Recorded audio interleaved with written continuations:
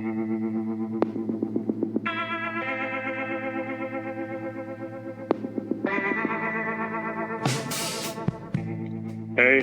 what's up, y'all? You're listening to Heart of a Volunteer Veterans Podcast. I'm your vet co-host, Sean Hess, and this is Saga Ep.022. The comeback is always stronger than the setback. So go ahead, loosen those ruck straps, take a knee, face out, full security, or hell, take a nap, as I share my story and what I've been up to. All right.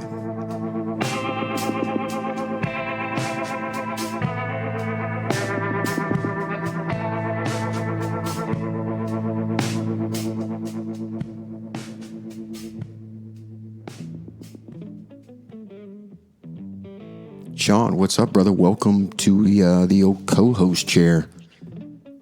Hey, Chris, it's good to be here. Yeah, good man. To be here. What it's been a few days, man, since I talked to you. What's been going on, man? Man, been crazy busy. Work's been off the chain. Just kind of putting in my time and trying to get by, hanging out with the old lady. Hell yeah. How you been? Oh man, it's been like you, man. It's been busy. I got 2 classes I'm still rocking here in the summer, and it's getting down to past the halfway point. And then the podcast, trying to get episodes out, interview folks. So it's a typical week. It's pretty busy, but something I like living. I like living in that, so it works out well. That's awesome, man. That's awesome. You're doing a good job, man. I really like listening to them. Hey, man, you're not listening to me. You're listening to the veterans that come on. I mean, it's it's just like your episode. People are going to be coming to listen to you. Talk about your life. So, hey, you're in Charlotte, right? Yes, I am. What Good old Queen City. What does your weekend look like there in the Charlotte area? What do you usually throw down on? Well, my weekend is not your typical weekend. Normally my weekend can normally be, during the week, just because of the way my schedule goes. So, once my weekend does come around, it's hanging out with the old lady, man. It's getting out, being active. We just bought some kayaks that we went out and tried here recently, or we're gonna go out again. Really? It's yeah. Did you listen to Monday's episode? What is that, 006 with Mark Manila? Honestly, no, I haven't. To be honest with you, what I do is normally I listen to the podcast where I'm working. So, at night, gets late, there's not a lot of calls coming in, or I'm working on paperwork. I put on your podcast, listen to all my old platoon mates and some of the other people that you have on, and it's a good time to relax. But do I need to get on this episode? I mean, what's what I need to get listen to as soon as we get off? Well, I mean, if you're going to be doing some kayaking, man, you might want to jump on there. Mark came on, man, and he is the coordinator for Team River Runner at Fort Benning, the chapter there, and Team River Runner is like nationwide. Like every state, other than like a couple of states, don't have a couple of chapters within them. But all they do, man, is they take veterans out kayaking. I mean, they'll fly you to parts of the country to do kayaking trips, fully funded. Pretty amazing stuff, dude. They took five blind veterans down the Colorado River. Yeah, man, like over 12 days, 226 miles, 25 guides. They do it, man. They get after it. I wonder if he has a chapter out here in Charlotte, because I don't know if you know this or not, but we have the White Water Center. It's I bet you do. I'll tell you what. Let's look into that. Let's keep chatting. I'm going to do it right now, and I'll find out if you do. What awesome. Have you been down to that aquatic center you're talking about? Yeah, I haven't actually been in the water down there, because it's more than just water. It's mountain biking and everything else like that. I went through bike school with the police department, and the part of the end of it is they take you out there and you're doing all these off-terrain trails. It's pretty extreme, man. It's pretty fun. But the place is huge. You got whitewater rafting. You know, you go down to the top of the river. They got stuff contained where you can kind of navigate your own little rapids. They got flat water where you can do that too. They've had some pretty big events there over the years. Some of them are, I'm losing exactly, you know, some of them in my head right now. I can't exactly pull anything out of the sky, but yeah, there's some pretty big events that go on over there. Well, hey, I'll tell you what, man. I'm on their Facebook page, Team River Runner Charlotte, TRR Charlotte. They've got, they got like 390 people that follow their page. They've got July 21st kayaking with Team River Runner at Leyte, Alata Plantation Nature Center. And then you've got August 24th, Copperhead Island and McDowell Nature Center. They've got another kayaking event going on. Yeah, man, I would jump on there, man. And once again, that Team River Runner, man, anything you need, let's just say you go in there and like the kind of kayaking they're going to do requires a different kind of kayak, and you're like, oh, well, I don't have the money for that. They've got that stuff, dude. That's awesome. If you need a helmet, if you're not coming equipped with all that, that's the nice thing is, dude, they take, it takes a lot of money to get into these sports. It can get kind of pricey. But I think this way, if somebody wanted to get into kayaking, they could go and use Team River Runner for a while until almost like you use services until you get up on your feet, and then you get involved with it. So veteran goes in and uses all their equipment. Then they go and they buy a helmet, they buy a flotation vest, and then by the time a year or so goes by, they've got everything they need, and they're helping other veterans learn the skills and maybe get their own stuff. So yeah, man, it just keeps on giving, man. It's good stuff. That is good stuff. I got a buddy of mine, Nick Powers. He runs a veteran company for veterans that suffer from PTSD or amputation from like combat injuries and stuff like that. He runs a scuba program. Mm-hmm. So he's down there in Boca Raton in Honduras. He's doing some amazing stuff, man. Helping veterans with PTSD and amputations, try to get over their PTSD or help them cope with it. And then on top of as far as the amputation thing goes, just because you lose a limb doesn't mean you stop being you. You still want to go out and experience all that high adrenaline stuff. He gives them a avenue to pursue that, and he's doing good work, man. I'm proud of him. Used to contract with him, former Marine. He's a good guy. So if you get a chance, go on to Facebook, look up Warfighter Scuba. Yeah. And reach out to him, man. It's a good guy. Good guy. Yeah, I'm friends with Nick on Facebook. Somebody gave me his name before, and I can't remember who it was. What was his name? It might have been you, or it might have been CJ, man. CJ might be friends with him too. Really? I don't know, man. Dude, I got old brain, bro. Did we just talk about this? And yeah, man. So like I get that stuff confused, but no, man. I definitely want to get Nick on here, man. If he's got something, he's leaning forward, hard and fast for veterans. Let's get him on the show. Yeah, we'll have to do that. Good call out, man, because sometimes you do a call out, that's that pressure.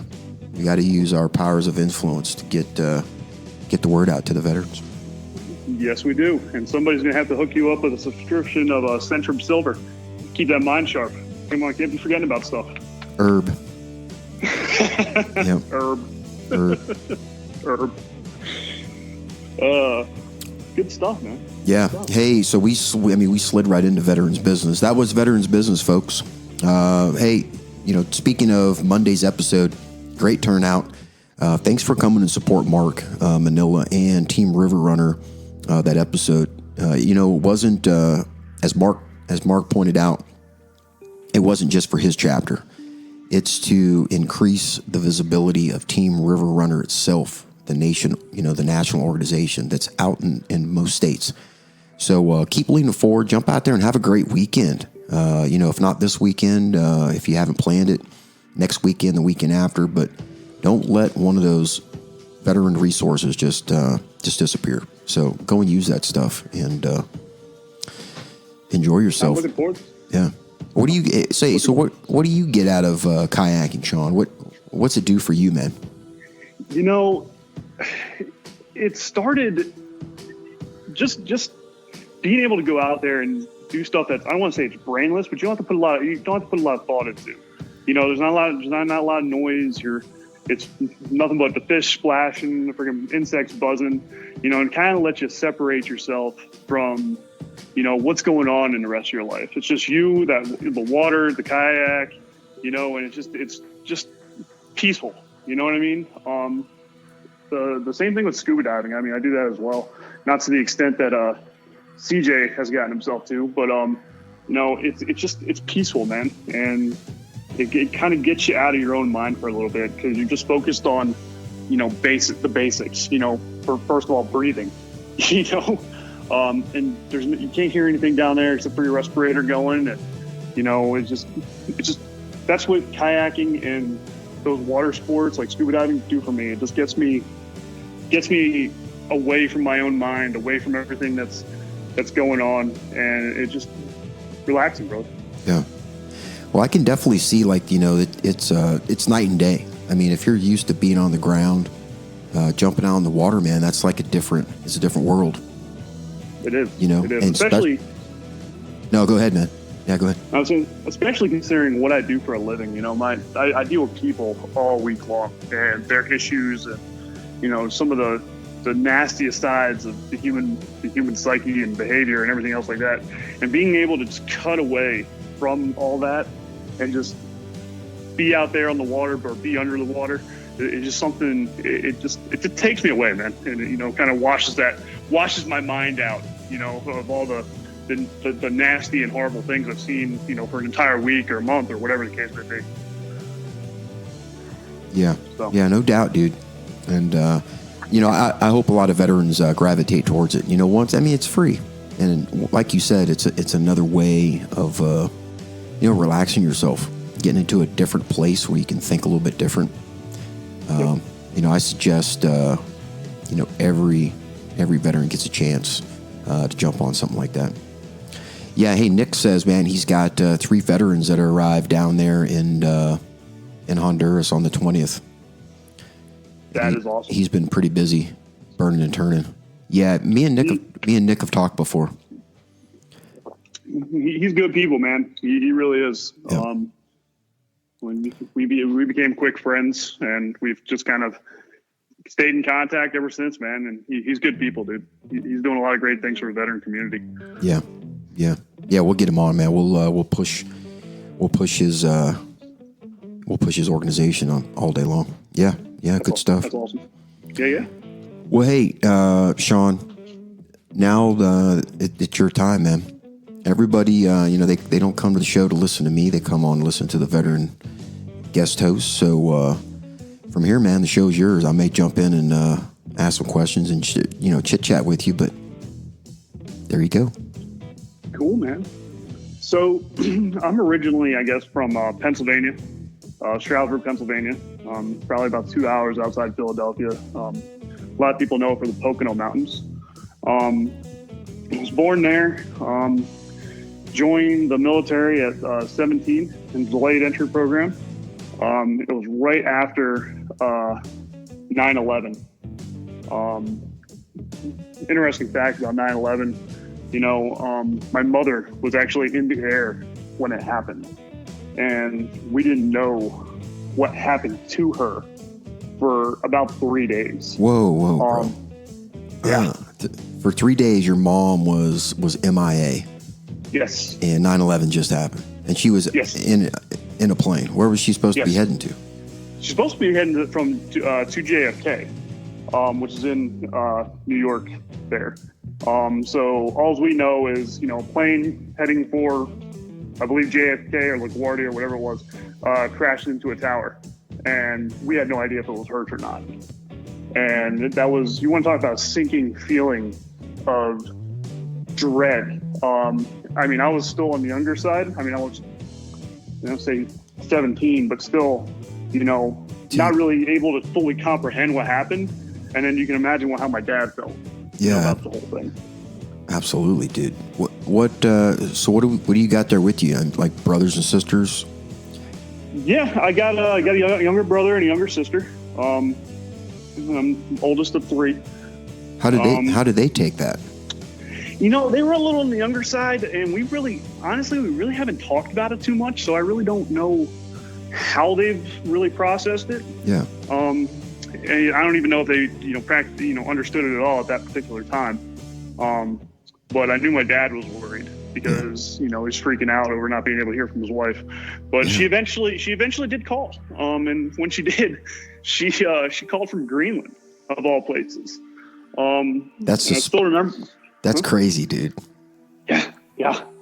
And it's funny because I still joke with her about, she's talking about, I don't know how you lived in the military or whatever. It's like, well, Mom, yeah, you do. I mean, you stayed in one of those clamshells on a military base and slept on those green cots. Yeah, that's exactly what I did. Stayed in one of those clamshells and slept on those cots. You know how it's like. It just kind of laughs, and goes from there. But yeah, it's crazy, man. So that's why I joined. It irked me. It really pissed me off. Yeah. And it just like I wanted to get back. I don't like being punched in the face and not retaliating. So that's kind of how I felt about it. Especially you start messing with my family. Yeah. Hey, so did you? So what kind of did you have military influence in your life prior to that? No, not really. I didn't know really that I had any family in the military until after I had already joined, and that's when my Uncle Mike and Aunt Karen told me that they were in the Navy. It's where they met actually, and they were commo. And I was like, oh, no, that's cool. You talk on radios. That's awesome. And just kind of went, I'm going infantry. That was kind of my response, and I went with it. Their basic was so long ago. It's so different from what mine was going to be that it was, they really didn't know what to tell me. Oh yeah, I get that. Yeah, I know. When I got ready to go to boot camp, dude, I was talking to my grandpa, and I still remember him coming up to me and being like, "Do what they tell you to do, because they'll take you around the corner of the building and slap the shit out of you." And I'm like, "Oh, damn!" And of course, they never did that. I never saw. We had some Gomer Piles, man. I never seen anybody get slapped around. So, yeah, that's crazy. It's crazy what the time and distance does. Yeah, I mean, I was kind of lucky, man. The Army had just started. At least I believe it was right around that time. They had started their debt program. Was the delayed entry program? No, it's always been around. Has it always? Yeah, it's been around for. I was in the delayed entry program. Did they actually take you guys and start doing like pre-military stuff with you? They did. I never did any because most of it was just. It was a little bit of drill and ceremony, but most of it was PT. But I mean, I was in the DEP program for a year, so I went all the way through my senior year, and I played sports. So my recruiter didn't demand that I come and do PT with him. So yeah. It was kind of along the lines of that. I was also huge into basketball. I was running nonstop.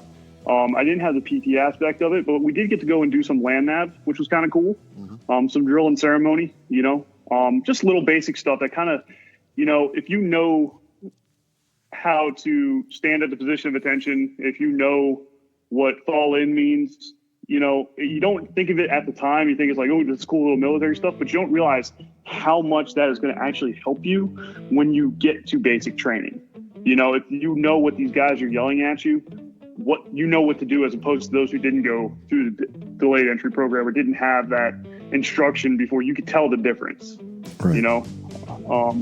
As the basic training was just, at the time it kind of sucked, but looking back on it now, man, that was probably some of the most fun I've had, in my entire career.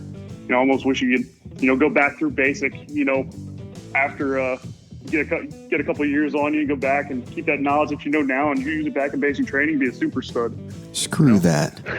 That's crazy talk. No, but hey, I won't lie. I remember saying that, like, oh, if I went through boot camp now, they wouldn't have shit on me. But I still would not want to go. It's like Ranger School. Some people are like, I'd rather be in Ranger School than go to Iraq. It's like, I get it, man. I wouldn't go through Ranger School for a year, man. That's just brutal. That's self-abuse. You remember Sergeant Johnson? Little Johnson, not old man Johnson, Little Johnson. Warren. Warren Johnson, yeah. Uh-huh. He went and lived at Ranger School for a year. Remember he disappeared. We were like, yeah, we're sending him to Ranger School. And he disappeared for almost 8 months. I know. Kept on getting recycled, but he wouldn't quit. And then he finally came back. And we're like, good God, did he move down there? He got recycled, and he got hurt once. And then, but he came back with his tab, man. The same thing Sergeant Major told him, was like, don't come back without it. And he took it literally. Yeah, that's what you're supposed to do. Just bang it out until the job's done, Yeah, he's good people. I miss that guy. Need to get him on. I don't know if he's still in or not. I don't know. I don't think he is. I'd have to look for him on Facebook. I've looked before and couldn't find him. But somebody's got his number. Somebody's got his number out there. We'll get him. I like it. All right, so you went to Fort Benning, right? Fort Benning, Georgia? Yep, Fort Benning, Georgia, home of the infantry. Crazy place. Yep. It was a crazy place. It was. I still remember getting there. We were put in 30th AG for a while, like everybody, but we were kept for an extended amount of time due to some sort of hold up with the training classes. And I remember get there and everybody's all pumped up. Everybody wants to do push-ups and run, and they're like, no, you can't do anything. We don't want you getting hurt before you get to basic training. This isn't basic training that's being held here. So we weren't really allowed to do anything for I want to say close to a good week and a half. We became really proficient at mopping and buffing floors.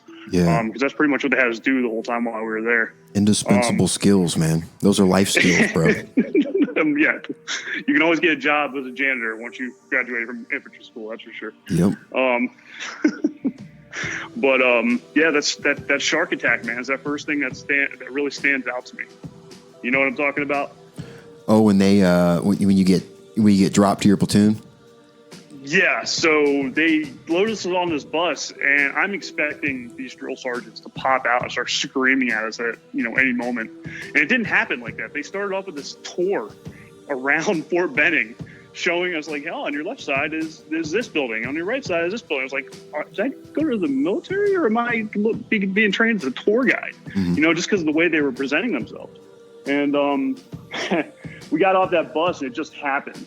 They just jumped on us right from the start. Get your bag, why don't you get dress this? People running into each other, running into drill sergeants. Did you just hit me, Private? No, beat your face. I'm scared.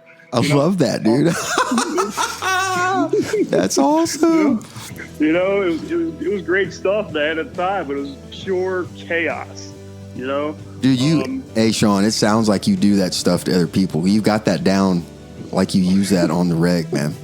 Do you have a comedy bit you use that with?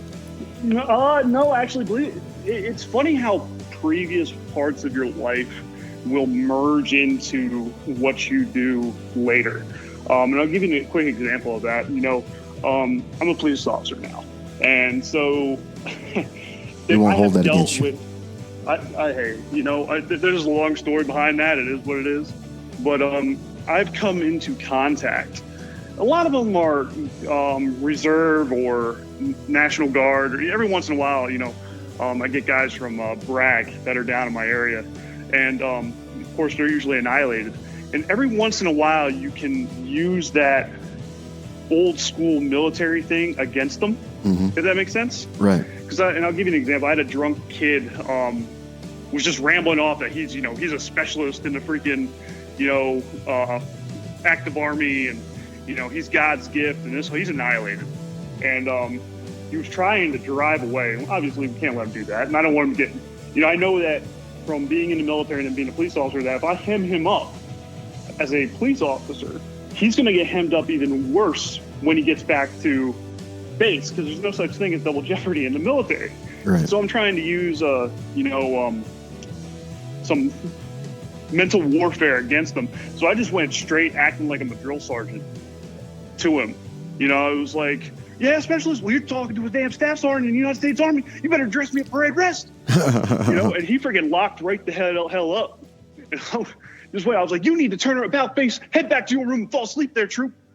And freaking sure as hell, he freaking about faced and went back to his room and freaking got into his rack. And his girlfriend came out. I was like, thank you so much. Yeah. I have been trying to get him to go to bed for the past 2 hours. He wanted to drive off and get whatever. Thank you. But it was a different way of dealing with a problem that could have went really bad. Yeah. But pulling into that old tool bag worth of tricks, it worked out. So yeah, good times. Yeah, I think we're going to talk about that later, aren't we? How you use quite a bit of your tools, military tools, in your day to day. Yeah, I know we talked about that. We'll talk about that later. Let's get around to that. Yeah, because it's actually, I think it's going to be really eye opening to a lot of people, and they should really think about some of the stuff you're getting ready to bring up. But yeah, let's keep rolling, man. Yeah, so did the whole bit, like I said, did the whole Fort Benning thing. Graduated from there. I was one of those lucky ones that got to choose my duty station. So they gave me a couple of choices. There was Italy, there was Hawaii. There was somebody said Alaska. I no way in hell wanted to go to Alaska. Too cold. Italy was kind of on the thought, but then eventually I settled on Hawaii, which was good and bad at the same time. Because my initial want when I came into the military is I wanted to do the whole infantry thing and go airborne, go ranger, do that whole deal. And at the end of basic, when they asked you, who wants to go to airborne school, I raised my hand and they're like, you can't go. I'm like, well, why not? Well, you got a dedicated contract. I was like, I'll give it up. I want to go airborne. And they're like, nope, we're not letting you give up Hawaii to go airborne. Trust us. You'll thank us. You'll thank us later.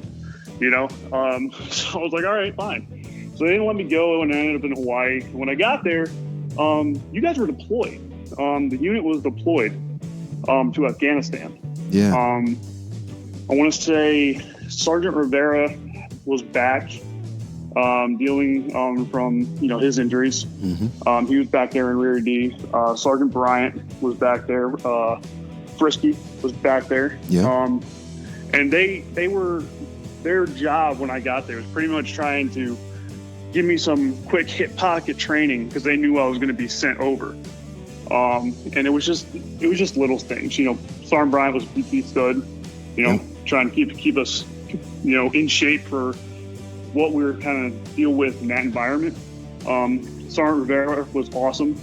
Some of my fondest moments, he'd probably be back to his house, for a barbecue. When I first got there, I got to meet his wife, his whole family. They were awesome. We're still close. We still talk on Facebook, but they're just trying to get us mentally prepared for heading over to Afghanistan. Well, dude, if you were going to get an idea of what you were going to be going into, those were the two NCOs to do it. Yeah. And they're still on active duty. I mean, rocking and rolling, making names for themselves. And they've pulled a lot of soldiers along with them. It's good stuff, man. It never ends. Yep. I'm glad you got that, brother. I'm glad you got that.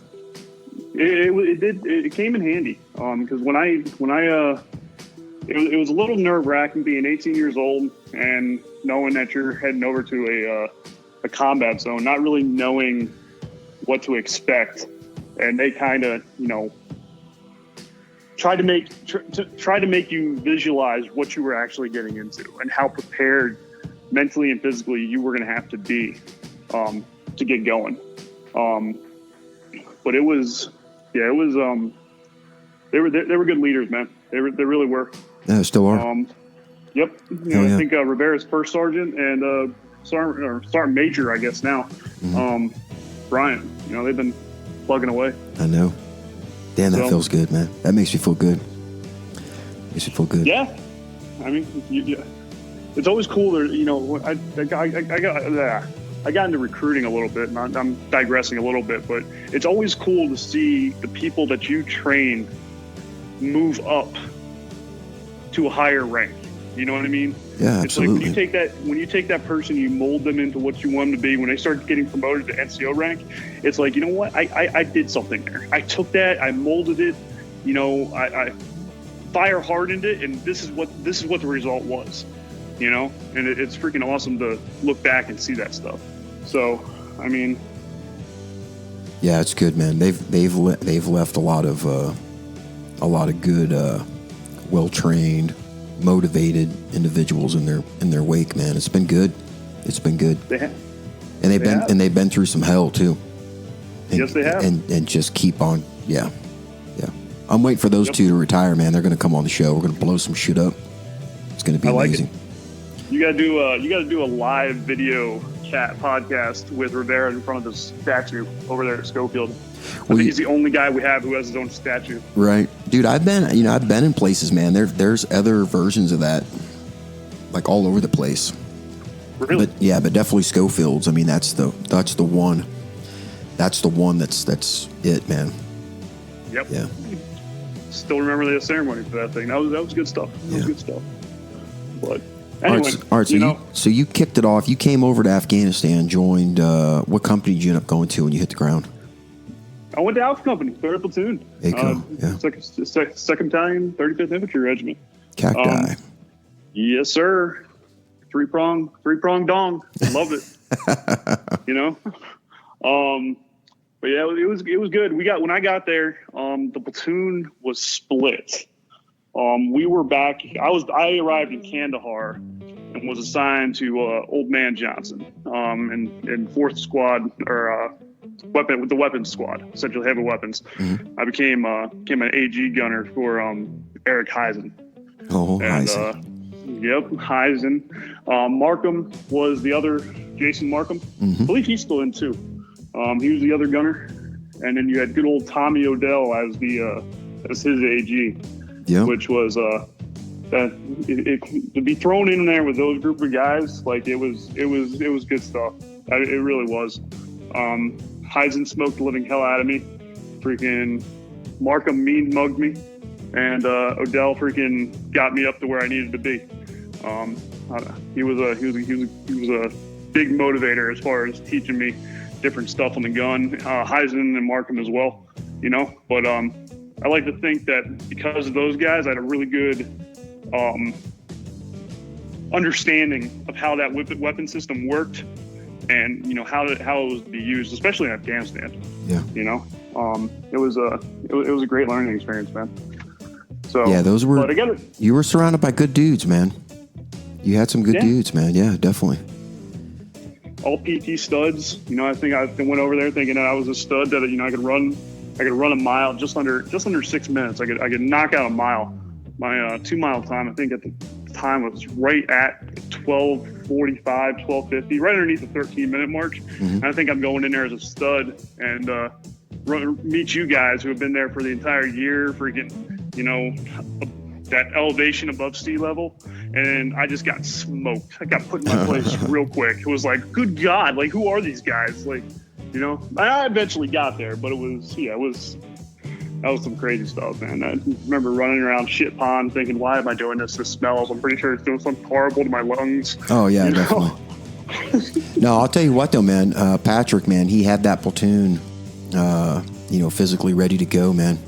I'm sure, just like everybody else in the battalion, when they hit the ground, it, there was that learning curve. Like you said, coming from sea level, I know I had it, but after that, man, the mental conditioning drove the physical conditioning where it needed to be, and it just takes a little bit of time, but it was good. Yeah, it was good. Patrick had him squared away, man. I only met him once, because about the time I was getting there, you were taking over the platoon. Mm-hmm. I think you would come down on the list, and I met him once when he came walking into our little GP medium, and everybody was like, "Oh, Sergeant Lisbon," and they're all excited to see him. I'm like, who the hell is this guy? Yeah. And it was like, oh, hey, he's our old platoon sergeant. Like, hey, Sergeant, what's going on? But that was probably my one and only contact with Sergeant Lisbon there. After that, it was straight Spartan and freaking going from there. Yeah. No, he set that platoon up, man.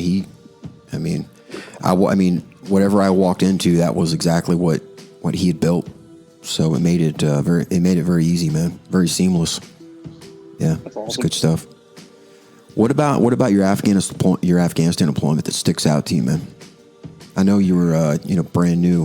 What was that feel, man? Like your first time in the breach? It was scary and exciting at the same time. like, I remember I'm a big reader, so I did a bunch of reading, before I'd gone over there.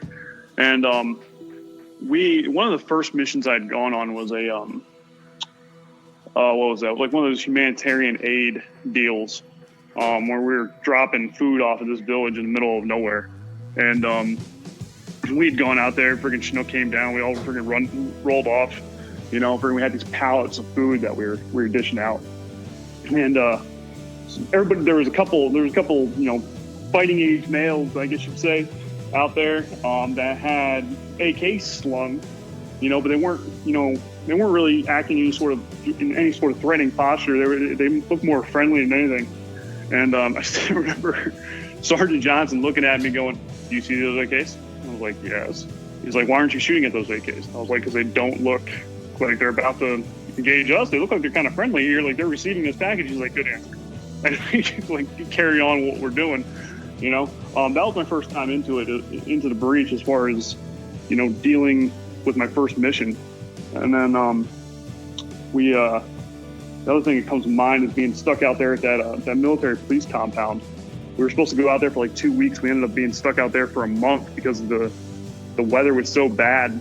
They couldn't get a helicopter in to either extract us or drop off supplies. Yeah. So we were running out of what was it, kerosene or whatever for our heaters, and food. We were buying goats off the local market and stuff. It was interesting, What's crazy is it's actually cheaper to buy a goat off the economy than it is to feed everybody MREs. It doesn't surprise me. I still remember who was it? I still remember freaking somebody trying to deal with that goat and everybody failing miserably. I forget who it was. Somebody tried to slit its throat or whatever and failed miserably at it. And freaking Afghani came up, pushed him out of the way. I was like, "This is how you do it. Forget it." Skinned them all up, and we ate like champions. But I forget who the hell that was. That's a long time ago, man.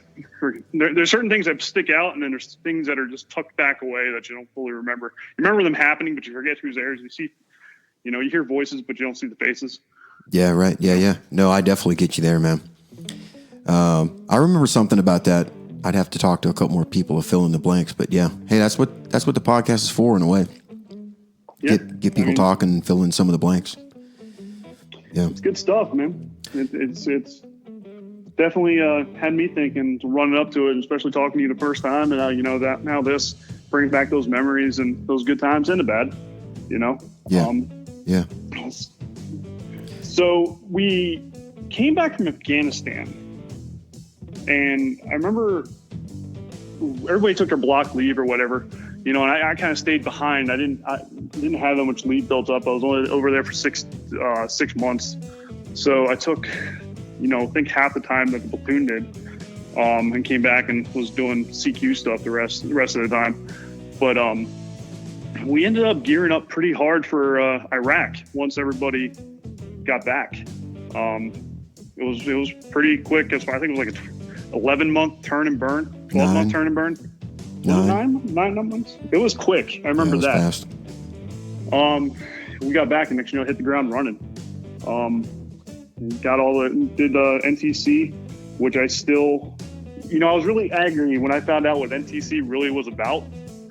And it was about freaking command using us like a chessboard, essentially, to move areas, live pieces, around a battle space. And I kind of felt like they forgot about us at times, like leaving us up on the top of that mountain, like baking in the sun, no shade.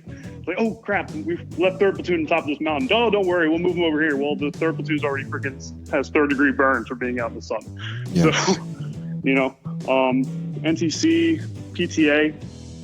Remember it rained the entire time during PTA. That was Pakaloa training area. Yeah, on Big Island. Yeah. Yep, Big Island. That was entertaining.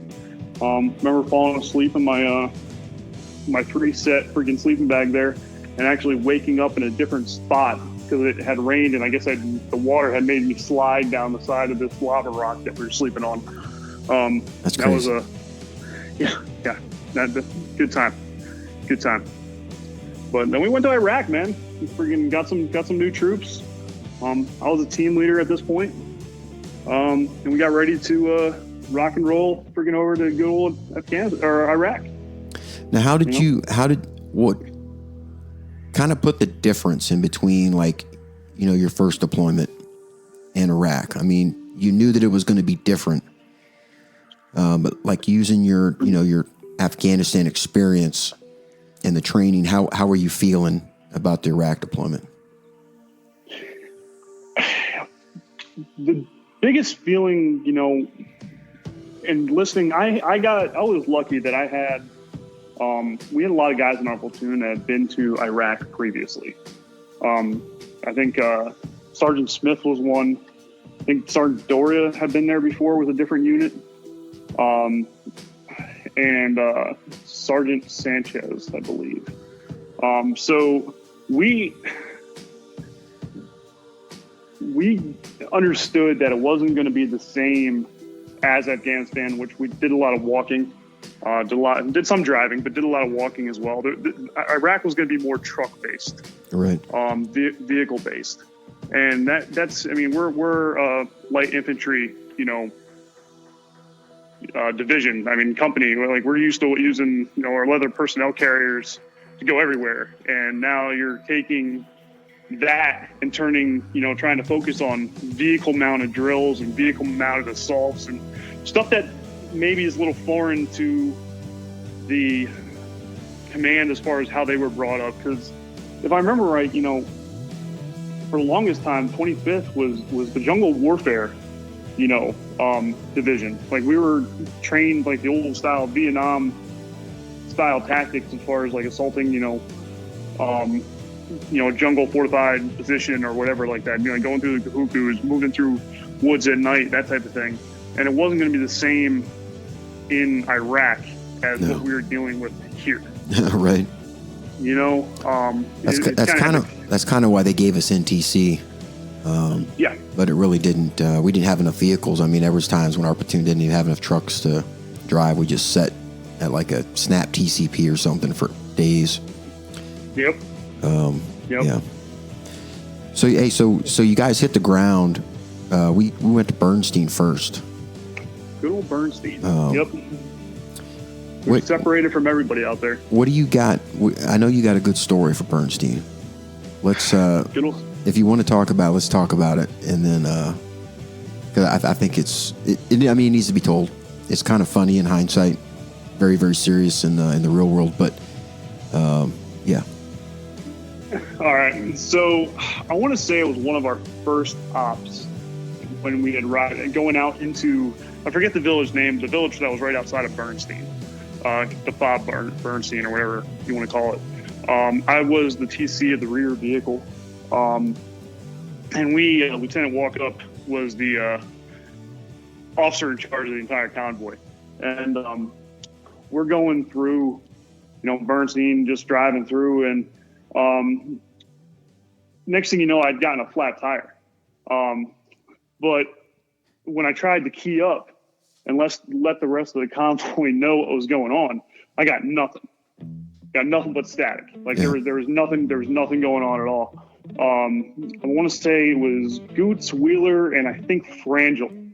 I think Frangel was driving for me at the time.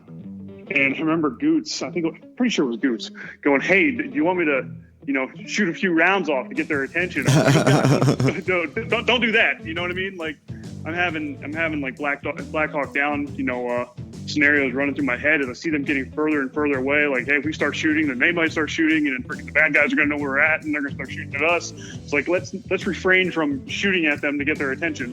Let's try something else. Frangel trying to blow the horn on that Humvee, which sounded like a little circus horn. Really didn't have a lot of guts to it. Right. They just kept getting farther away, man. And I'm rolling on rim, and it was I didn't realize at the time, but what had happened was that the tire, when it blew, it actually separated and ripped all the comm cable out from the communications wire that run through the truck up to the antennas and everything like that. So I had no comms at all. Up in the wheel. Yeah. Yep. So it ripped all that out, and I was literally rolling on rim through this little village by myself with just, my 4 guys that I'm responsible for.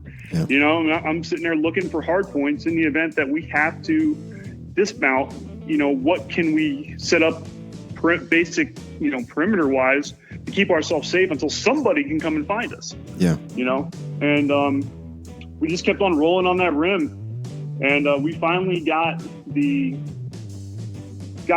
back to the main road to where we could see where Bernstein was. We could see the fob, and we're rolling, and we just see freaking the rest of the Humvees come out of the fob. They realized that we weren't there, and were coming back for us.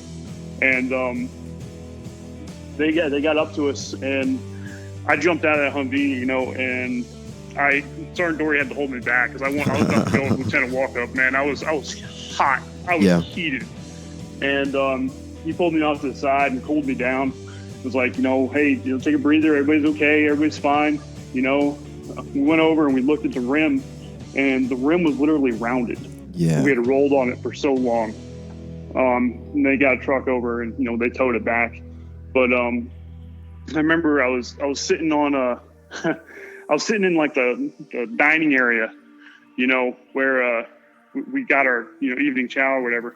And Lieutenant Walkup had come out, and he brought me a peace offering of one of those ice cream cone things that we had out there. And we talked about it, and he was learning too. Yeah, no doubt, man. It was that. I think Bernstein might have been like a kind of a blessing in disguise. It kind of gave us a chance to kind of fine tune the platoon a little bit. We got a chance to do a lot of live fires that we wouldn't have gotten a chance to do anywhere else. Yep.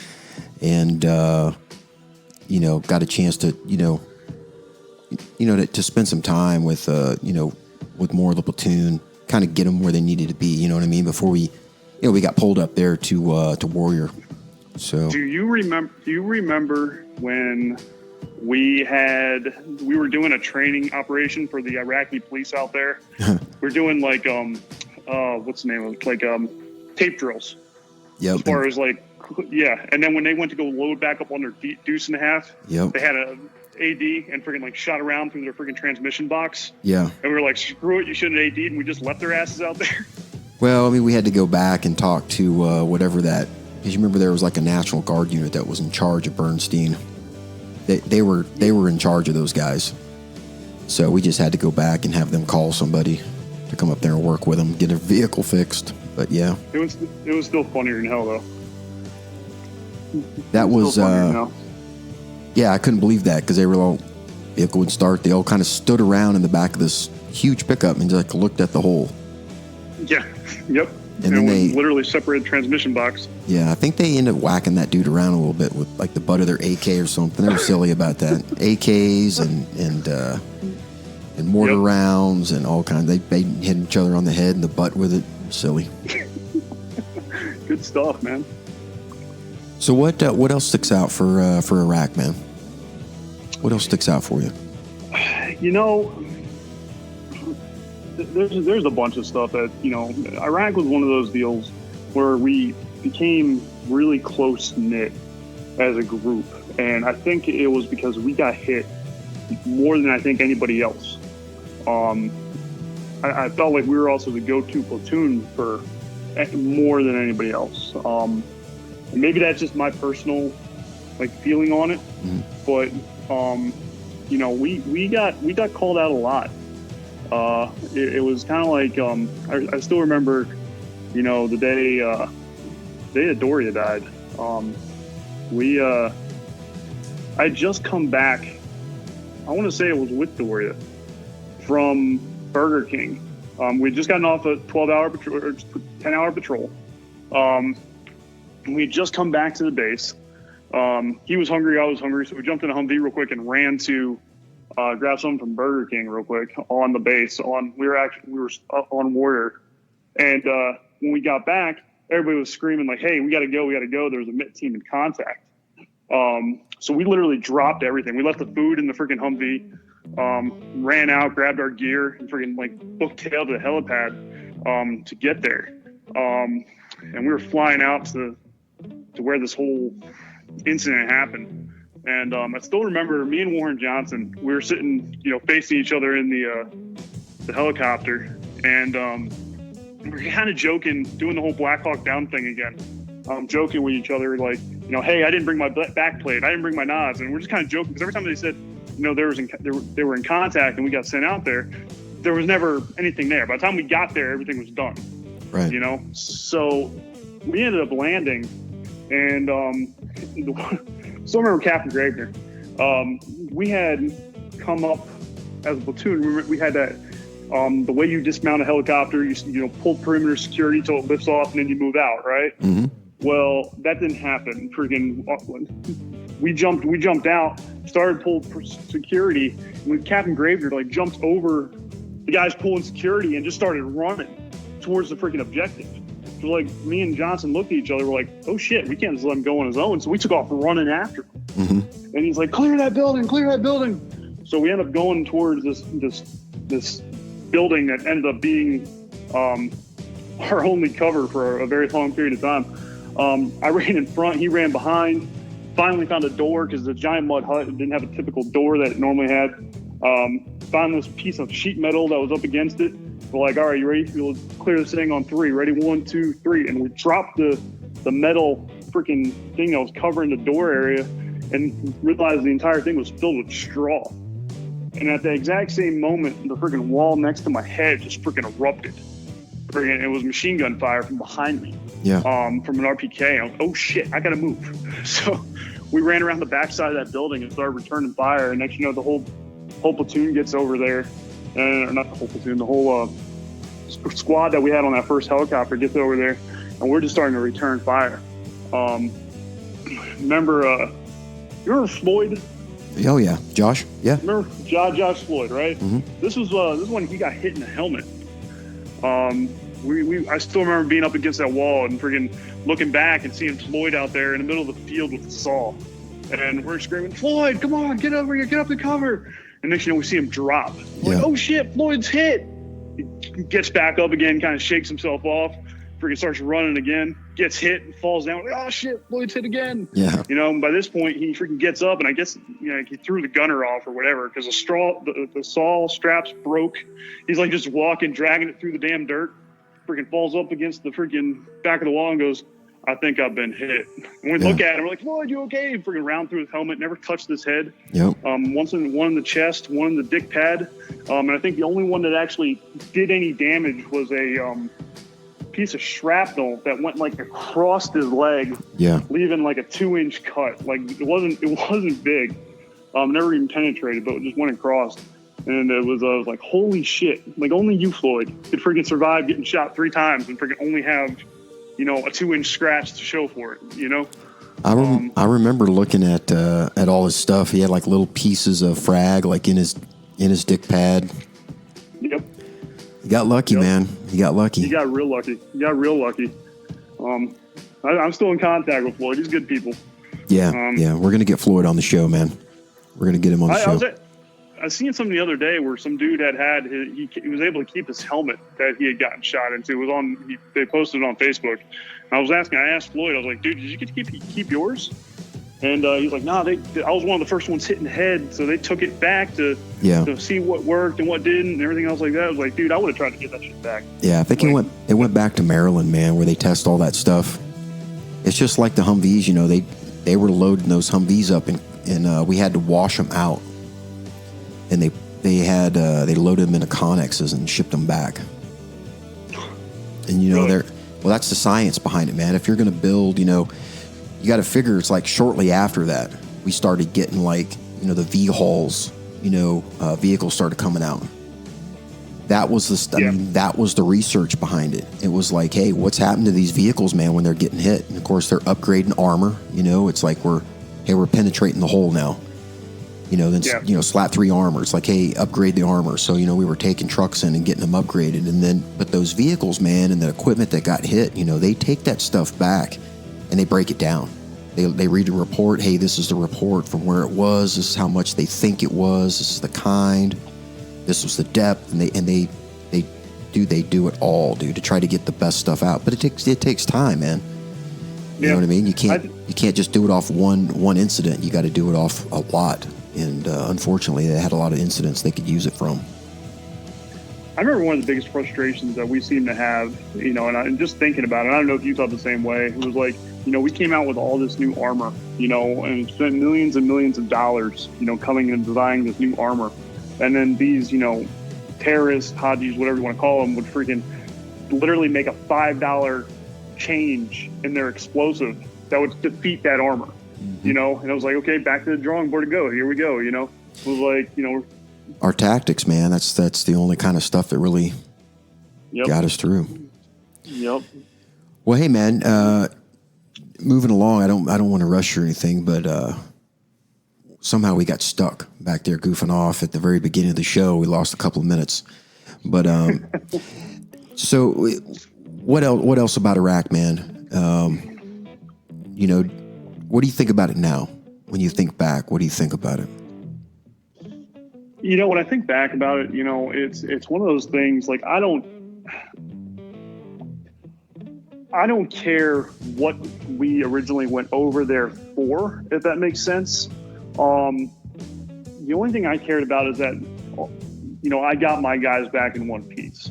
As soon as that first round's fired, all the politics, all the freaking reasoning for, why you're over there goes out the window, and the only thing that matters is that dude who's on your left and your right.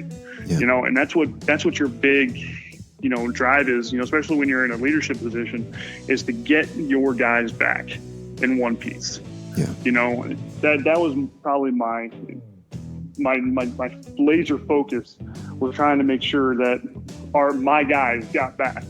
And I know we juggled guys around. I think everybody in, as far as the platoon at least once. We did a lot of bouncing around of people. But it was cool because we all got to experience everybody else, if that makes sense. And you get the right fit by by exposure instead of just being thrown into it. You get a chance to kind of work out some of the kinks and develop a good vehicle team. Yeah, definitely. Yep. Those are the big things about Iraq that really stick out to me. Is the bond that a lot of us grew to have. I'm still friends with a lot of people on Facebook.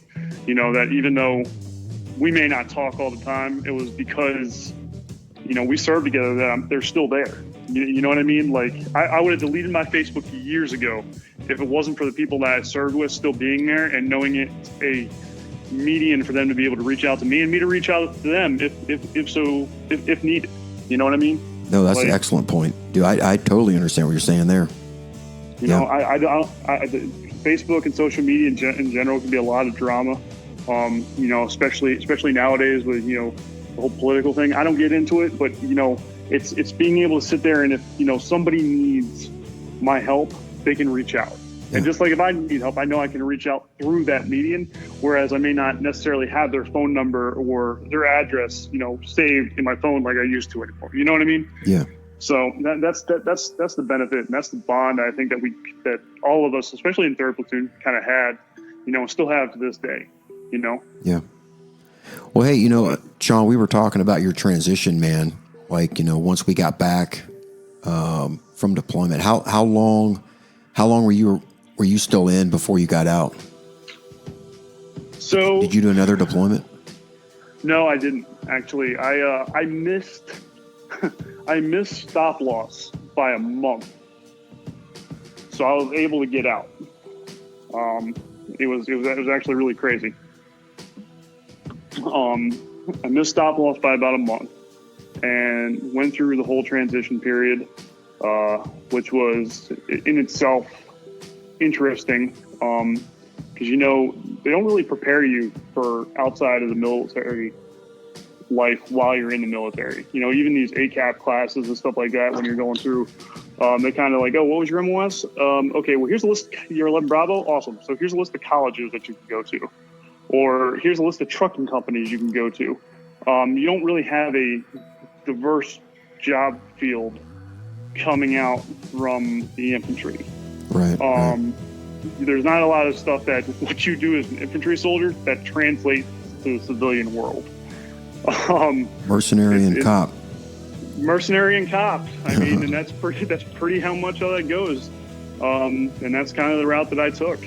I did the recruiting thing for a little bit, and that was mostly for the paycheck, because when I got out, I didn't know what I was going to do. I ended up working for a moving company that was owned by a friend of mine for less than 30 days. And I remember moving boxes, going, when I was in the military, when I got done with my day, I felt like I had done something, that I accomplished something towards a goal. You know what I mean? That I had. You know what I mean? Like, what am I accomplishing as a mover? Like, hey, your sofa is set up properly. Like that, I'm not really contributing anything in this job. And I was kind of venting about that to one of the readiness NCOs at the National Guard unit that I was stepping into. And they're like, oh, really? I was like, yeah, I hate this so much. I'd almost rather be a recruiter. And those are famous last words, because the next day I got a call from the master sergeant going, hey, so I hear you want to be a recruiter. I was like, oh, God, like that's creepy. Like I've never met this guy, and he's calling to offer me a job. So I signed on with them as a recruiter, went back, like I said, didn't even last 30 days, went back to AGR status, with active Guard Reserve, as a National Guard recruiter, and did that for 3 years, about almost 4. And then I transitioned from there. I was getting the itch again. I'm still a hard charging. I like the adrenaline. I like, the adrenaline that being in, high risk situations gives you, if that makes sense. And I reached out and I started talking to Shima, believe it or not. Oh, Tosh, yeah. Good old Tosh, yeah. And he was telling me how he was working for a company called Triple Canopy. And I asked him if he could give me the hookup, as far as like getting in and whatnot. And he was kind of hesitant about it, because he said he'd been burned in the past by a couple of people. He wouldn't go into detail. But I went through and, through all the hoops that he told me to do, and what, he kind of directed me. And next I went from recruiting to Triple Canopy, doing personal security details for members of Congress, members of like the Vice President of the United States. I did a detail with Biden. Did a detail with Hillary's undersecretary, the Undersecretary of State. He was pretty cool. But yeah, I mean, that's kind of what I rolled into, man. It was a nice transition. The cool thing about contracting, and I guess a lot of people don't realize this, is that it's that perfect transition from being military to civilian. Like, you still got kind of the military discipline, and you're still working with guys who are, tier 1, SEALs, Delta, Rangers, like those guys. But you still, when your time's done, you're still kind of rocking in the civilian world a little bit. Like, so when your time's off, your time's off. You know what I mean? Yeah. So you're really getting like a more complete transition. Exactly. Than you would have gotten if you just would have stepped out on your own and tried to keep going with the moving job. Exactly. Yeah. You know what I mean? I totally get that. I still got that camaraderie. I still got that, sense of completion that, I wouldn't have normally have gotten from the moving job, Yeah. Hey, I just did an op with friggin' the Vice President of the United States. I feel like I did something today. Yeah. You know what I mean? As opposed to I picked this box up and I put it down again. Yeah, man, it was a great transition that unfortunately kind of ended a little too soon. I ended up getting laid off from that, and it was just dumb luck, friggin' enrolled from that into being a cop. CMPD, Charlotte Metro Police Department, was hiring at the time. I had just lost my job. I was going through a divorce at the time, and it was a rough transition at this point. Things got kind of rough. I lost my job, going through a divorce. Friggin' she emptied my bank account, $100,000 gone. Didn't know where it was at. Never got it back. So I lost my job, lost all my savings. I'm losing my wife at this point. You know, it was a tough transition. What were you leaning on then, man? What was getting you through, do you think? Well, initially it was a bottle of freaking Jack. Like, I didn't go anywhere without it. And obviously that was became pretty heavy drinker at the time. And what do you mean by that, man? You wouldn't go you mean you would go like visit friends and have to have a bottle with you? Exactly. Wow. Like my parents moved to North Carolina, so I was like literally, it was when I got told I was laid off, I had literally 1 month left to go back over. It was kind of like my severance package, if you will. I'd get my final month of pay, which would be like, you know, $15,000, and then that was it. I was done.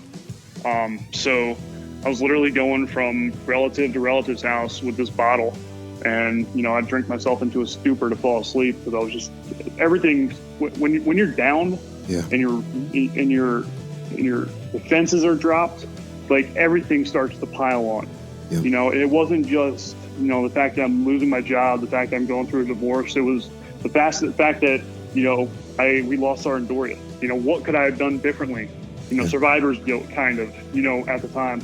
You know, the fact that we lost Lieutenant Walkup, you know, what could I have done differently if I was with you? You know, that type of thing. It just starts to pound on you. And it was a tough going there for a hot minute. And what got you through that, man? Yeah, what got you through there? A lot of it was my family, man. My parents, you know, took me in. You know, what do you do when you're going through a divorce? You know, at 27 years old, you know, you move back in with mommy and daddy, right? They gave me a room and let me stay there. They were helping me out with the bills because at the time, you know, I kind of got screwed by the attorneys. I was only making $600 a month through Virginia. That's where the company was located. That was the max unemployment a month benefits that you could get was $600. Mm-hmm. And the judge had ordered me to pay $1,000 a month to the ex. So do the math. After you took a hundo grand. Yep. You're still gone. It's crazy. Yep. It's insane. So I was short $400 a month essentially, and like I couldn't pay my own bills. I was struggling to do that. I was getting help from my parents, like, you know, and it was actually my youngest brother, my younger brother, I should say, baby of the family, who turned around and told me, he was like, you know what? He's like, you have all this background, like through the military, Triple Canopy. He's like, they couldn't kill you there. He's like, you have a ton of experience and training and more stuff than I can imagine. He's like, everything will pan out for you. He's like, you got the technical aspect of it. He's like, you just need to relate that to the civilian side of it. He's like, you got it. You'll make it. You just got to give it time. You got to have a little faith. You know, it's all going to play out in the wash. And for some odd reason, that kind of clicked with me. You know, it stayed with me. Mm-hmm. And it sure as hell happened. You know, I got hired on as a police officer. You know, things started working out. You know, got myself out of debt, bought myself, you know, a house. Hey, Sean, hey, Sean, let me ask you real quick. You know, like we were talking earlier, we got kind of a jobs episode coming up here in the next week or so. When you got on there to the police department, did they have veteran points? Did you get any veteran points or anything like that towards like your entry and all that? How'd that work for you? Well, they want veterans because we come with a certain mentality that you can't exactly train. Especially when you're talking about guys who have been in combat arms and have seen some of this stuff. Like, it's a different set of mind than a kid who comes straight out of college. We handle things a little differently. We see things a little differently. What a military guy may come out and see during a domestic or whatever, he can kind of go on his own experience from either going through that situation himself or having a buddy in his platoon or whatever may be going through that situation where he was told about it and, he helped him through it, that you can translate those skills to the general population in your community when you have to deal with them, as opposed to if you're just, a college grad coming straight out from, high school to college, graduating with a criminal justice degree, going through the academy. You really don't have that background to fall onto. You don't have that experience to fall onto when you're dealing with those types of situations. You may have somebody in your family who's been through a divorce, or you may have personally lived, through domestic violence, and that's a little different. But for the most part, you don't have that real life, real world experience that you'll get from a military vet coming in, if that makes sense. No, it does. It absolutely does. The points thing, it didn't really. They looked at me, obviously, because I was a veteran. I don't think they really used the whole points thing. Mm-hmm. I think that's more for a federal job than state. Okay. But I mean, it's definitely, if you're looking for a transition from what you did in the military, policing is definitely a avenue to come into. You're giving back to your own community now instead of, a third world country's community. Yeah. If that makes sense. Oh, absolutely. Right. And you come in with a different set of skills, you come in with a different mentality for things. It's definitely rewarding in its own way. I can go home and say, I did something today. I changed somebody's life today. Yeah. I helped this person or I helped that person, and I don't think there's a lot of jobs out there, that can give you that. Your typical nurses, your firefighters, that type of thing. Yeah. They can kind of give you that same thing, that same feeling. But if you're looking for that, I helped someone today, I mean, policing is definitely going in that direction. Well, man, I'm glad you found something that you fit right into, man. A lot of veterans are having a hard time with that, finding what can continue to drive them. You know what I mean? Continue to fill that, that natural, inclination to want to, serve and protect. You know what I mean? Yeah. I mean, it's definitely rewarding. I know, me and Sean, you remember Sean Bridges, right? Oh yeah. Yeah. He got into it as well. He's down in Texas. Yeah. Sure. He just actually got promoted to detective, I believe. But, we joke back and forth about it. But, I mean, you got a lot. There's a lot of transferability, I guess you could say, between the military, especially in leadership positions, to being a police officer. I mean, there's a lot of, being able to deal with that stress. Yeah. It's you give a new perspective on it, I guess is what I'm trying to say. Yeah. Yeah, no, I get that, man. I'm glad you got in there, man. And, the other thing, Sean, like we were talking, man, I am, maybe I didn't see it this way, and maybe this is just my own fallacy, but, I really didn't, I didn't think, that there would be, officers on the force, veterans that are going, above and beyond for the veteran community in their policing. You know what I mean? Yeah, and it's funny because for the longest time, my third shift guys, a lot of us are veterans. Mm-hmm. A lot of the guys I serve with are veterans. So when that call comes out and it's a veteran in distress, I can guarantee you, if we're working, there's at least 4 people that are automatically going to that call because we've been there, and we've seen it. And, there was an unfortunate situation, and I was going through, when I just gotten back from Afghanistan, there was an unfortunate situation. A young man, he had been stop lost, got told to come back, and he got, essentially said he wasn't, and decided to go out and have a shootout with police and was unfortunately killed. This is when the week I first got back from Afghanistan. And, that kind of stuck with me. I mean, here this guy went and, he served his country. He did what he was supposed to do. Yeah. And, the government kind of screwed him over and said, hey, what you did wasn't enough. We're holding you. You're going to have to go again. And he thought that, going out and shooting it out with cops was the way to go. And, that's always been, that, maybe if I was a cop in that situation, maybe if I was there, yeah, it wouldn't have happened.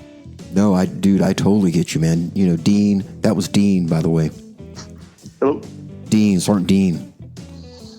Yep, Dean. Yep, Sergeant Dean. I think he was in 1st Platoon. Yeah, man, I think about that. It's like, if there was a veteran there, it'd be like, look, guy, your girl said you don't have any ammo. Just put it down, bro. We're not going to shoot you up. Just come on. You know what I'm saying? Yep. It would have been somebody there to be like, hey, let me find out, when this guy served. Let me find out what the problem is. Yeah. Let me know. Let me tell him who I am. Yeah, Sean. Hey, man, I'm real proud of you, brother. I'm glad that you're out there, and I'm glad that we got veterans on the force out there. They're looking after veterans and keeping them in the forefront of their mind when they're out there patrolling. Yeah, absolutely. I love what I do. It can be challenging at times, it can be hard at times, it can be easy at times, but I really enjoy what I do, and I'm glad I can help when I can. I'm gonna make it. I'm gonna make an effort, man. Once what we talked about gets on the ground or on the wheels and starts moving, I'm gonna come visit you. You should. Yep, we'll hang out, man, and we'll let you interview another veteran that you work with. That'll be a good episode. That sounds good, boss. And hey, if you want, you can even come ride along with me. Come ride along for a night. See what I do. I don't know, man. I live in a different world, dude. You guys make me nervous, man. We'll put you in the front seat. I smell funny. You know what I'm saying? We ain't worried about that. I got you, brother. I don't think anybody is anymore. Not really. Hey, so Charlotte, man. What a beautiful city. Absolutely beautiful city. What does a veteran do around there, man? What are the hobbies and activities that you've been picking up that other veterans that are in that, in your AO can be like, hey, I'm going to jump on what some of Sean's got going on? Charlotte is an awesome city. I mean, it's a growing city. It's a banking hub. I mean, it's definitely blowing up. I tend to get outside of the city a little bit because it's where I work. And trying to just separate myself from, I don't want to say separate myself from people, but that's kind of what I'm doing. Just getting out, going fishing, getting out there on the lake, Lake Norman, or, some of the stuff closer to where I live at, and, just relaxing with nothing going on, kind of brainless, catch and release, throw it back, just sit out there. Definitely, shooting, I like to keep my skills sharp. Yeah. There's a ton of ranges around, a ton of things you can join. But it's funny in the military, and contract, it's always been about rifles. I've gotten into pistols, a lot. You don't get a lot of that experience, as with the military, as much shooting pistols as you do any other weapon system. So I've been focusing a lot on pistols, gotten a lot better than what I used to be. And then, kayaking, man. I just recently picked up kayaking. Yeah, that's what you're saying. That's cool. Yep. It's awesome. It's right up there alongside scuba diving is one of my favorite things to do. I'm going to have to check out that episode with Mark and his organization and see if they have anything up here near my way. I would almost bet that they have something with the Whitewater Center. Well, they do. And I was going to say that, and then we just kept on rolling. Let me, no, I mean, that's exactly what you want, man. It's a conversation. It just keeps going. You do have a chapter there in Charlotte. Let me, really? Yep, you've got TRR Charlotte, which is Team River Runner. And they're Jody Jones, jody.jones at teamriverrunner.org. That's her or his email address. 724-421-5496 is the phone number. They're on Facebook, man. Team River Runner Charlotte is the name of it. I'm not sure about the name of Jody. I was taught in the military Jody was a bad thing. Jody, you can call it. You can say JJ instead. Yeah. But I have to reach out to them and see what's up with that. That sounds pretty cool. I would, man. That I'm telling you, man. With having an aquatic center down there where you've got the ability to do that kind of stuff and like mountain biking, that's like maybe they've got an in on that too, where you literally come in there and get with them for, for the kayaking stuff, and then maybe they've got like another group that does like the, like mountain biking trips and stuff like that. Dude, get you and your girl on that, be some shit too. I would. I know I would love it. I know she would love it. Yeah.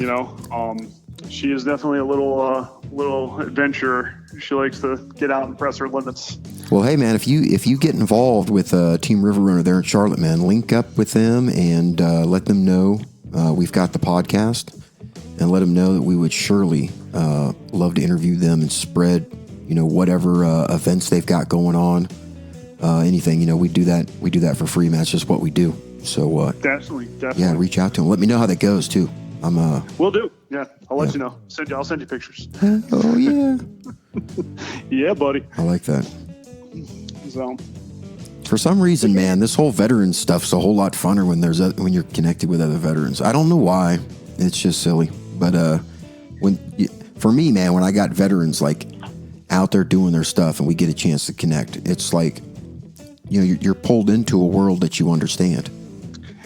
Even though I haven't been around some of you clowns for 10, 15 years, it's like with JD, man. As soon as he stopped at the house and we started chatting, it was as if we hadn't missed a moment. But what had happened is I went from the TC seat to sitting on the hood where he was. You know what I'm saying? Yeah. It was just this common ground, and man, that was like that's addicting. For me, it's addicting. It's like being back in soldiers' lives, veterans now being in their lives. It's just a completely different feel, man. And knowing that people are out there getting after it, just makes me feel good, dude. Feels good. It's always crazy how I can meet a veteran, and even if we didn't serve together, we've had the same experiences or like experience or stuff that we can relate on together.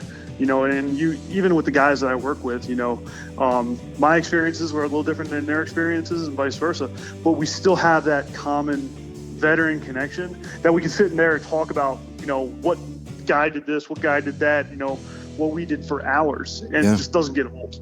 No, it's an awesome bond, I think, that, just the veteran community has, being able to talk to, pretty much anybody who was in and have something in common with them, Yeah. Yeah, no doubt, dude. You got it figured out, man. Sean, you got it figured out, brother? I like it, man. I like it. Well, you know what? Look at it this way, man. There's just like myself, I don't have it figured out. I don't know what the hell's going on from day to day, other than school and the podcast, man. You know what I'm saying? But, just talking with you, man, during this episode and leading up to it, catching up again and, and messaging and just kind of, hitting it up every couple of days, see how things are going. That's a game changer to me. And I think there's other veterans out there. It's kind of, changing the way they maneuver their way through, the day to day. You know what I'm saying? Yeah. Yeah. No, it is helpful, to talk about, get some of those old, old situations, that happen, bring it off your chest, just be able to talk about it again, especially the people who were there and who, remember it, you get a different perspective of what they may have seen from the same situation, just different angle. Yeah, definitely. Well, I'm looking forward to, for your episode dropping, but then I'm looking forward to you start to really look hard left, hard right, and finding these, these epiphanies that veterans can use, kind of like life hacks, you know what I'm saying? Or something that you're seeing that some people need to help with or be aware of so they can lean forward. Or even, looking at from your standpoint, man, if you've let's just say that, Charlotte Mecklenburg Police Department comes up with, with a policy with dealing with veterans. You come across something like that, man, or where you guys are kind of leading the way. Hey, we're taking a different approach towards veterans, and this is what we're doing. Come on, man, let's talk about it. I really believe, man, the influence that we can have, like, across the board. The only difference is people don't talk. So you've got an organization in one state that has the ability to open up, to rise up in another state to help even more veterans, but it just takes a veteran to do the legwork. But that veteran didn't know, so we got to do it. So whatever you can share, man, that can benefit the veterans community, think about it. And the mic is always open for you, brother. That's awesome, man. Yeah, I really appreciate that. If we come up with something, I'll definitely let you know. You'll be the first to know. And other veterans. Yeah. Tell them to come on, and tell them if they say, well, it's not my thing, they're scared. Tell them, don't be scared. Come on and have some fun. Just have a conversation. Yeah. If you can face bullets, you can face a microphone. I promise. Right. If you can dodge a wrench, you can dodge a ball. That's funny. Exactly. All right, Sean. So, hey, what are your lessons learned, man? What what did you learn through this process of, of service? Your saga, man. There's always, the one thing I learned is that there's always a resource out there, and sometimes it's just a matter of asking the right person. And if you don't ask enough questions, you're not going to get the answer. Some people just look at this whole, I need help thing, and they try one avenue and the door closes. It's like they're done.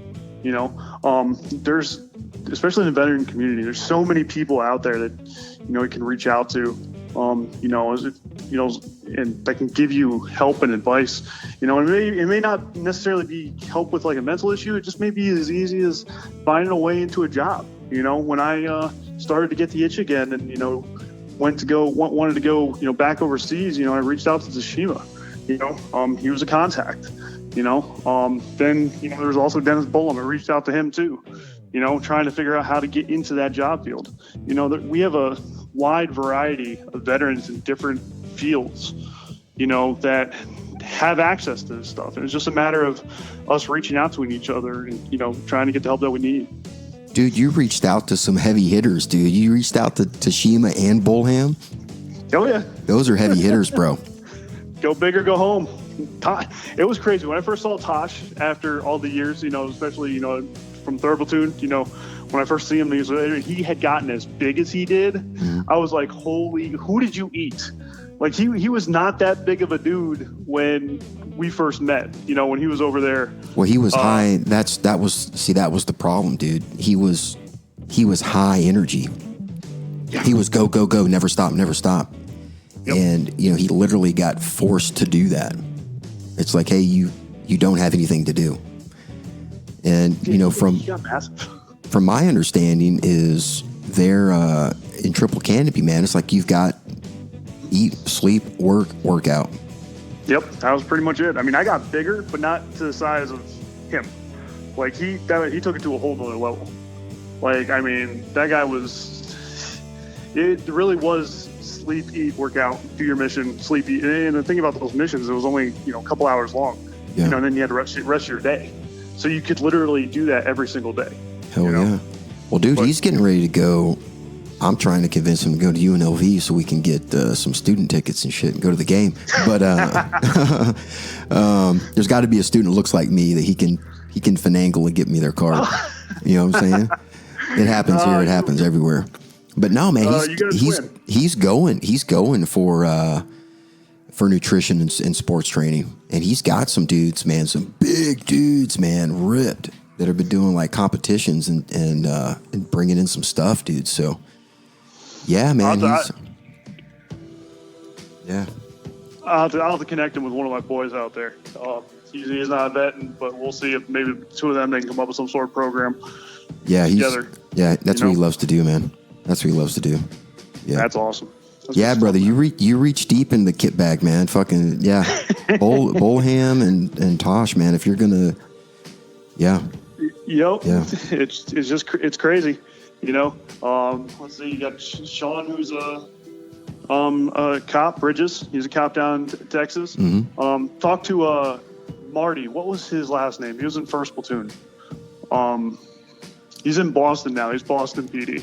Marty. I forgot his dang last name. He was in First Platoon. I remember that, but he's on my face. We're friends on Facebook. I'll look him up, but he's Boston PD now. I think I'll have to shoot him a message. But yeah, we talked a little bit before I did the whole cop thing.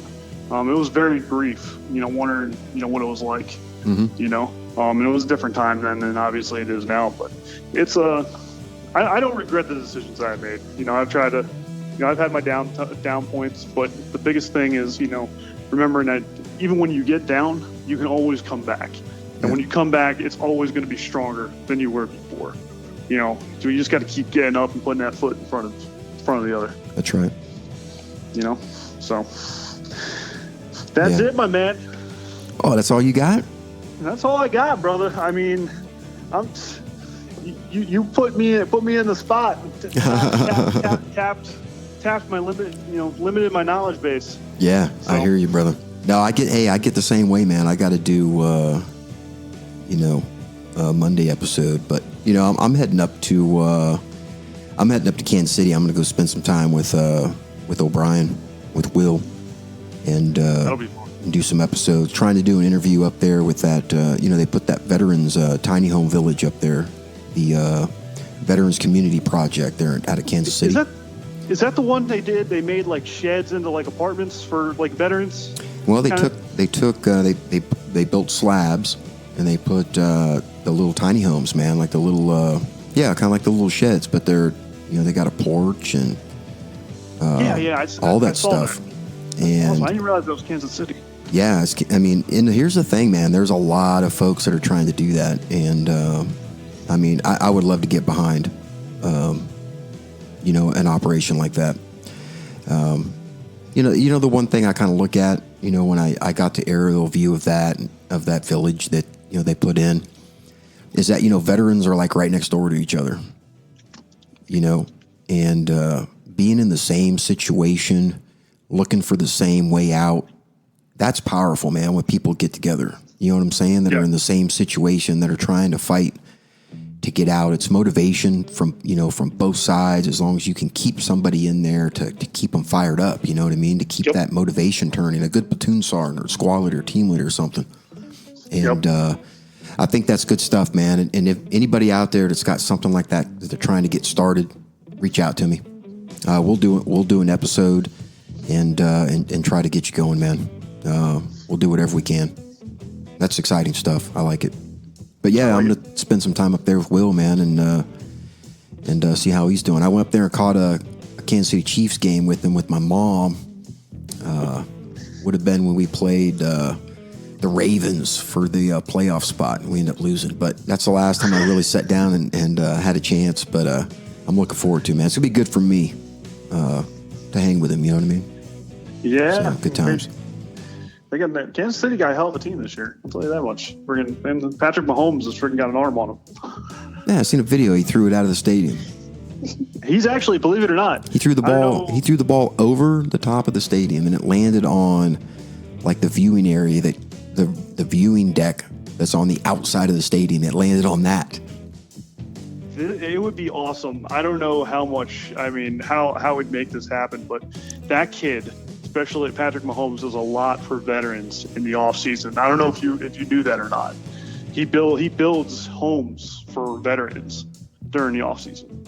I don't know if you knew that or not. It's crazy. If you do some Google research, you'll see that that's one of his things.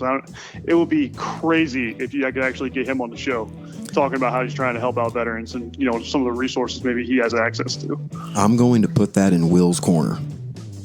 There you go. I think that Will has enough resources in that area that he can maneuver his way through there, and Will can do the interview. He's a Kansas City fanatic, so I'll just let Will do it. Too easy. That would be awesome. Yeah, that would be good stuff right there. Yeah. So, well, Sean, what do you got? What do you got for all the veterans out there, man, for the weekend? What do you got for them? Man, just be safe, man. And if you're struggling, reach out. Reach out to somebody. Call somebody. If you're having those thoughts, there's enough of us on Facebook or Instagram that you can always reach out and touch somebody. And I don't think there's anyone among us that would ever say no to a fellow vet. Just reach out, man. You never know where you're going to find us. Absolutely. That's my 2 cents as far as that goes. It kills me when I see, on Facebook that another one of us have, taken our own lives, when there are so many of us out there that all you have to do is send a message and we'll be right there, I just like to see people get, get some of their struggle behind them. So they've got a little more to give, for those out there that need it. Yeah. I think we're doing that bit by bit, my friend. I think so. I think so as well. We're trying. Yep. We're trying. Hey, Sean. Got 6-day work weeks coming up. Gonna be slaving away. Well, hey, you be safe out there, brother. And definitely will try. And hey, reach out, man. When you're sitting there, and hit me up. I'm always hanging out and listen to the episodes, man. I know you got your system of listening to them when you're doing paperwork and stuff. So stick with it. Keeps me motivated. Motivated. Hey, Sean, we'll talk to you later, brother. All right, boss man. It was a pleasure. Hey, thanks for coming on, man. Yep. Thank you. Thank you for having me. Yep. All right. All right, everybody. Hey, this has been Heart of a Volunteer Veterans Podcast. You know it. This is Saga, episode 022 with Sean Hess. Hey, everybody. Continue to do what you're doing out there. Take care of each other. Share, like, comment. We've been getting a few comments. Feel free to let us know if we're doing a good job or if there's something we need to fix. Got some good organizations reaching out. We're putting episodes together. Going to try to push out beyond where I'm at right now and try to reach out there. Once again, we've got a pretty heavy schedule here, so we're doing what we can. But hey, everybody take care of each other out there. Have a wonderful weekend. And hey, we'll catch you here next week for Monday's episode. All right. Peace. Blessings.